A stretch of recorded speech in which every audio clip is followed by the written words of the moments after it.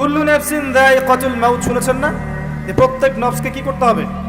মৃত্যুর স্বাদ গ্রহণ করতে হবে। মৃত্যুকেও মৃত্যুর স্বাদ গ্রহণ করতে হবে। আল্লাহ পাকের সমীকরণ খুব সহজ। আল্লাহর সমীকরণটা শোনেন, দ্য ফিলোসফি অফ লাইফ। সূরা বাকারার 38 এবং 39 নম্বর আয়াতে আল্লাহ পাক বলেছেন, কুল নাহবিতু মিনহা জামিআ। আল্লাহ পাক বলছেন যে আমি বললাম তোমরা পৃথিবীতে নেমে যাও। কারা নেমে যাবে? আদম আলাইহিস সালাম, হাওয়া আলাইহিস সালাম, ইবলিস। তোমরা পৃথিবীতে নেমে যাও। ফাইমা ইয়াতিয়ান্নাকুম মিন্নি হুদান, তোমরা পৃথিবীতে যাচ্ছ যাও, তবে পৃথিবীতে তোমাদের কাছে আমার পক্ষ থেকে হেদায়েত আসবে। প্রত্যেক যুগে যুগে আমার পক্ষ থেকে হেদায়েত, নবী রাসূলগণ, আসমানি কিতাব এগুলো আসবে। আসে নাই? ফামান তাবিআ হুদায়া, যারা আমার সেই হেদায়েতগুলো মেনে চলবে, ফালা খাউফুন আলাইহিম ওয়ালা হুম ইয়াহজানুন, তাদের কোনো ভয় নাই, কোনো টেনশন নাই। যে জান্নাত থেকে এসেছো ইনশাআল্লাহ সেই জান্নাতেই ফিরে যাবে। সহজ কথা, আল্লাহর কথা খুব স্পষ্ট সহজ। ওয়াল্লাযীনা কাফারু ওয়া কাযযাবু বিআয়াতিনা, কিন্তু যারা কুফরি করবে এবং মিথ্যা প্রতিপন্ন করবে আমার আয়াতকে, আমার নিদর্শনকে, উলাইকা আসহাবুন নার, তারা হবে জাহান্নামের অধিবাসী। কিসের অধিবাসী? আর জাহান্নাম নিশ্চয়ই কোনো ভালো জায়গা নয়। হুম ফিহা খালিদুন, তারা সেখানে চিরস্থায়ী হবে। কিয়ামতের মাঠে যখন জান্নাত এবং জাহান্নামের ফয়সালা হয়ে যাবে, আল্লাহ পাক মৃত্যুকে, মৌতকে একটা প্রাণীর আকৃতিতে নিয়ে আসবেন এবং জান্নাত জাহান্নামের মাঝখানে জবাই করে দিবেন। কুল্লু নাফসিন যায়িকাতুল মাউত, শুনেছেন না? যে প্রত্যেক নফসকে কি করতে হবে? মৃত্যুর স্বাদ গ্রহণ করতে হবে। মৃত্যুকেও মৃত্যুর স্বাদ গ্রহণ করতে হবে। চিন্তা করতে পারেন, মৌত এটাকে আল্লাহ পাক একটা প্রাণীর আকৃতিতে নিয়ে আসবেন জান্নাত জাহান্নামের মাঝখানে।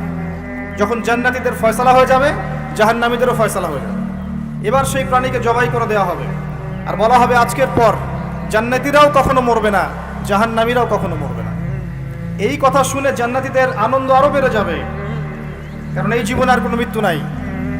আর এই কথা শোনার সাথে সাথে জাহান্নামীদের আফসোসও আরো বেড়ে যাবে, হায় যদি মৌত থাকতো হয়তো আযাব নিতে নিতে মরে যেতাম। এখন আর সেই সৌভাগ্যটা হবে না। সুম্মা লা ইয়ামুতু ফিহা ওয়ালা ইয়াহয়া, জাহান্নামে তারা বাঁচবেও না, মরবেও না। আল্লাহ পাকের সমীকরণ খুব সহজ। যদি পৃথিবীতে আমরা আল্লাহ এবং তার রাসূলের আনুগত্য করি, ইনশাআল্লাহ তাআলা সেই জান্নাতে ফিরে যাব যেখান থেকে এখানে এসেছি। আমরা কি পৃথিবীর প্রাণী ছিলাম? আমরা কিন্তু পৃথিবীর অধিবাসী ছিলাম না। আজকে দেখেন না পশ্চিমা বিশ্ব কি করে, এলিয়েন খুঁজে বেড়ায় না? কথা বোঝা যায়? পশ্চিমা বিশ্ব কি করে? এলিয়েন খোঁজে না? তারা নিজেরা জানেই না যে আমরা এই পৃথিবীতে এসেছি জান্নাত থেকে। আমরা নিজেরাই তো এই পৃথিবীর বাসিন্দা নই। সুবহানাল্লাহ। আমরা কোথায় ছিলাম? জান্নাতে ছিলাম। আমাদের বাবা মা কোথায় ছিলেন?